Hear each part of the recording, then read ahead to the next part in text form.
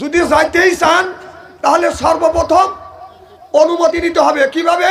এক আঙুল তুলবেন। আমি কল কানা বক্তা না। এক আঙুল, দুই আঙুল, তিন আঙুল, চার আঙুল। এক আঙুলের মানে কি? জোরে বলুন। দুই আঙুল, তিন আঙুল, জোরে কোন? জোরে কোন? বিড়ি খান না বিসি খান? ও এরা সে বিড়ির কথা বলি নেই। যদি বিসির কথা বললাম নি তাহলে বলেন বিসি। তিন নাম্বার কি? বিসি কোন? তিন নাম্বার, তিন নাম্বার কয় বিসি দেখছেন?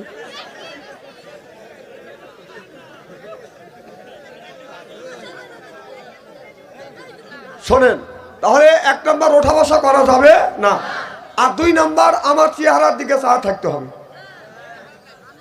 আলেম যতই কালো হোক, আলেমের চেহারার দিকে চাওয়া থাকলে সগিরে গুনাহ মাফ করে দেখে। জোরে বলুন। চেহারাটা কি একেবারে খারাপ নাকি? তাহলে এক নাম্বার ওঠা বসা করা যাবে না, দুই নাম্বার আমার চেহারার দিকে চাওয়া থাকতে হবে। এখন আলোচনা করা হবে ইনশাআল্লাহ। এই কোরআনের মাহফিলের মধ্যে আমরা যে আসছি, আমরা বসছি না জান, সব মানুষ এই কোরআনের মাহফিলে আসতে পারবে না। অনেক মানুষ এখানে, হাজার হাজার মানুষ উপস্থিত হয়েছেন, দূর দূরান্ত থেকে 5 মাইল 10 মাইল ভাগের থেকে আসছে। বাড়ির পাশে এমনও কিছু মানুষ আছে দেখেন আরামে বসে ঘুম পাড়তেছে, ওখানে কোরআনের মাহফিলে আসতেছে না, কারণ ওর নসিবে নাই। যদি থাকে নসিবে আপনি আপনি না, আর দরকার নেই, থাকে পিছনে থাকে।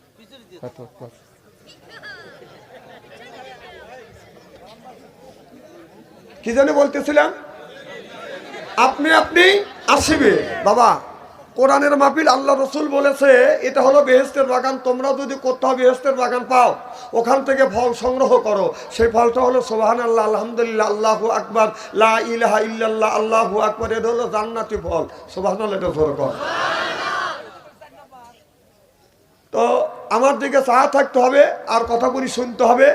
আমি আপনাদের বেশি কষ্ট দেবো না। আমার সাথে ধৈর্য ধরা থাকার মন মানসিকতা আপনাদের আছে তো ইনশাআল্লাহ? আল্লাহ আমাদেরকে কোরআনের মাহফিলে পাঠাইছেন, আল্লাহ দুনিয়ার বুকে আমাদের পাঠাইছেন আলা ইবাদিল্লাহি সলিহিন। আল্লাহ বললেন আমার ইবাদত আর দাসত্ব আর গোলামি করবার জন্য। এই জন্য আমরা গোলামি করব কার? আল্লাহ। আল্লাহ কোরআন কারিমের মধ্যে 80 থেকে 82 জায়গা আল্লাহ নামাজের কথা বললেন। ও আকিমুস সালাহ, নামাজ কায়েম করো, অতু যাকাত, যাকাত আদায় করো, কুতিবা আলাইকুমুস সিয়াম, রমজান মাস আসলে রোজা রাখো। কথা কার? আল্লাহ। আল্লাহ বলছে। তাহলে আমাদের নামাজের দরকার আছে না নাই? কাল কিয়ামতের কঠিন ময়দানে আল্লাহ সর্বপ্রথম দুইটা জিনিস প্রশ্ন করবে, দুইটা কথা। এক নম্বর প্রশ্ন করবে, বলবে বান্দা নামাজ পড়ছো? এই কথাই বলবে, বলবে বান্দা নামাজ পড়ছো? নামাজি ব্যক্তি বলবে আল্লাহ নামাজ পড়ছি। সুবহানাল্লাহ। আল্লাহ বেনামাজি ব্যক্তিকে বলবে বান্দা নামাজ পড়ছো? বেনামাজি ব্যক্তি কোনো কথা বলবে না। আল্লাহ আবার বলবে বান্দা নামাজ পড়ছো? বেনামাজি ব্যক্তি কথা বলবে না। আমি বাংলাদেশের এমন কোনো ডিস্ট্রিক্ট নাই যে ওই ডিস্ট্রিক্টে আল্লাহ আমাকে নেয় নাই। আমি প্রত্যেকটা জেলায় গিয়ে স্টোরদের দেখেছি বাংলাদেশের মধ্যে সবচাইতে চালাক ব্যক্তি কারা? যারা 5 ওয়াক্ত আযান শুনলে নামাজে যায় না, এরা হলো চালাক মানুষ। আর বাংলাদেশের মধ্যে না বিশ্বের মধ্যে সবচেয়ে অবধ মানুষ, সহজ সরল সোজা মানুষ ওনারাই, যারা আযান শুনলে মসজিদে যায়, ঠান্ডা পানি দিয়ে অজু দিয়ে নামাজ পড়ে, এরা হলো অবধ মানুষ। এদের চাইতে অবধ মানুষ আর আল্লাহর জমিনে হইতে পারে। আর চালাক মানুষের অত ঠেকা পড়ে নাই যে পৌষ মাসের শীতের দিনে অজু দিয়ে, ঠান্ডা পানি দিয়ে অজু দিয়ে নামাজ পড়া লাগবে, অত ঠেকা ওদের পড়ে নাই। ওরা নামাজ পড়ে 7 দিন পরে একদিন, সেটা হলো জুমার দিন। 7 দিন নামাজ নাই। জুমার দিন টুপি মাথায় দিয়ে যুব্য গায়ে দিয়ে মসজিদের আগের কাতারে দাঁড়ায়, জোরে করে গলা খ্যাক করতে দেখায়, আমি কোন আইসি। এরকম মুসল্লি আছে না? ওদের নামাজ আবার 2 রাকাতের ভিতরে সীমাবদ্ধ। কয় রাকাত? ইমাম সাহেবের 2 রাকাত ফরজ নামাজ শেষ, মোনাজাত কমপ্লিট, ডিজিটাল মুসল্লি গুনি সুর করে বের হওয়া যায়। বাহ বাহ বাহ বাহ। তারপরে কি ভালোভাবে যায়, মেহরবানি করিয়া পুরন জুতো থুয়ে নতুন জুতো নিয়ে যায়। যদি বলা যায় ভাইজান আপনি জুতো নিচ্ছেন, কহ মাথা ঠিক নাই, এদিকের মাথা ঠিক আছে। বার্মির জুতো 70 টাকা দাম, 50 গ্রাম ওজন, পা ফলানোর আগে, পা তোলার আগেই ওরে। সেটা নিয়ে এসে থুয়ে ও 1200 টাকার দাম বাটার জুতা, 1.5 কেজি ওজন।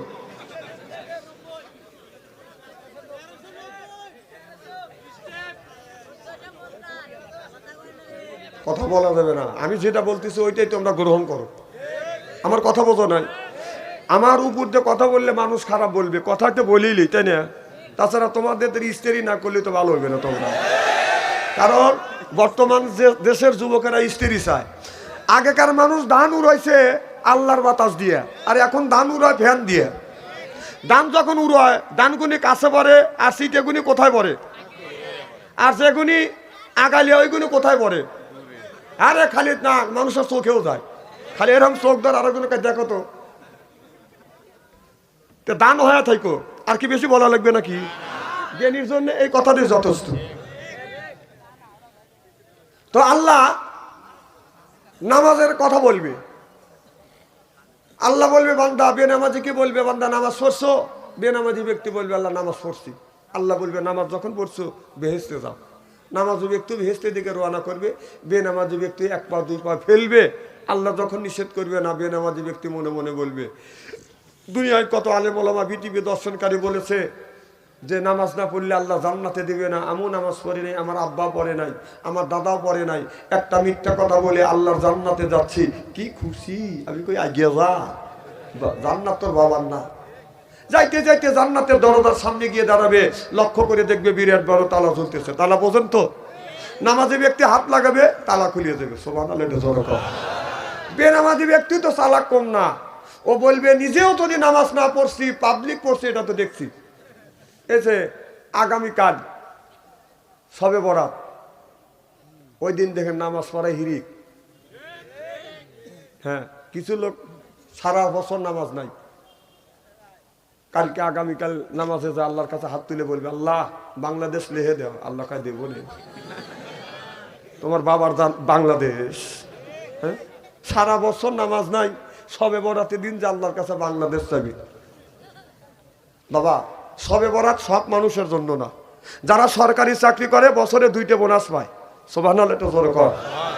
আল্লাহ কয় যারা 5 ওয়াক্ত নামাজ পড়ে তাদের জন্য আল্লাহ বছরে 5টা বোনাস রাখছে। সুবহানাল্লাহ, বাড়ির যা বললি হবিনি। খালি সরকারি চাকরি করে আল্লাহ বলেছেন সরকারি যদি চাকরি করে তাদেরকে মানুষ যদি বছরে 2টা বোনাস দেয়, আল্লাহ বলে যারা 5 ওয়াক্ত নামাজ পড়ে আমি আল্লাহ বছরে তাদের 5টা বোনাস দেই। সুবহানাল্লাহ, এটা জোরে কর। এই নামাজি ব্যক্তির জন্য 5টা বোনাস। সেটা হলো সবে বরাত, সবে কদর, সবে মেরাজ, আশুরা, ঈদুল আজহার, ঈদুল ফিতর। এই যে 6টা যে রাত আছে তাদের জন্য বোনাস স্বরূপ আল্লাহ দিছে। আর যারা নামাজ পড়ো নাই সারা বছর, কেউ যা প্রেমিক এক চাইবে কথা কন, আল্লাহ এইটা শুনবে। নামাজ নেই, কালাম নেই, বহু চাইও, ওদের জন্য নামাজ। সবে বরাত তাদের জন্য যারা সারা বছর নামাজ পড়ে না, 5 ওয়াক্ত ধরে নামাজ পড়ে না, তাদের জন্য সবে বরাত নয়। আর সবে বরাত এই কথাটা বলে আমি আলোচনা শুরু করব। কথাটা শুনলে অনেকেরই কষ্ট লাগবে।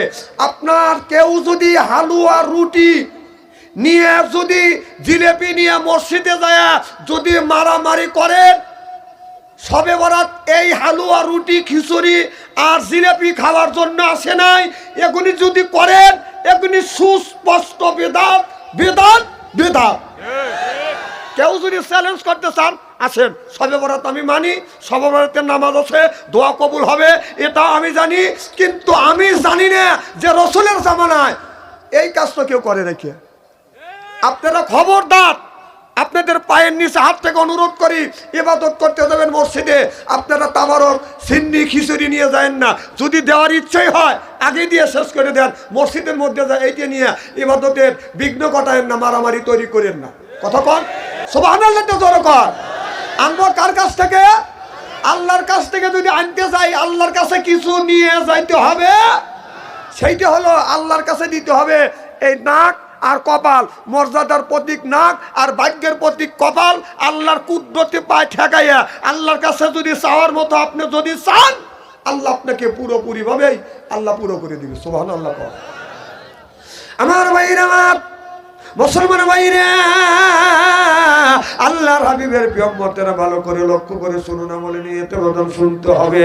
আল্লাহ এই কোরআন কারিমের মধ্যে 80 থেকে 82 জায়গা বললেন, ওয়াকিমুস সালাহ, নামাজ কায়েম করো, অত যাকাত আদায় করো, কুতিবা আলাইকুমুস সিয়াম, রমজান মাস আসলে রোজা রাখো। এই কথাটা কার?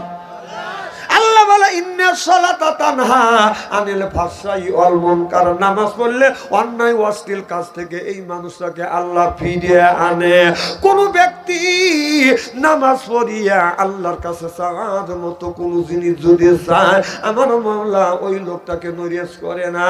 ও বাজার, এই একজন মানুষ যদি একটা ধনী ব্যক্তির কাছে যায়, যদি বাদান কিচ্ছু চায়, ওই ধনী ব্যক্তির কাছে যখন হাত পাতে, ওই ধনী ব্যক্তি গরিব মানুষকে ফেরত দিতে পারতাম লজ্জা বোধ করে।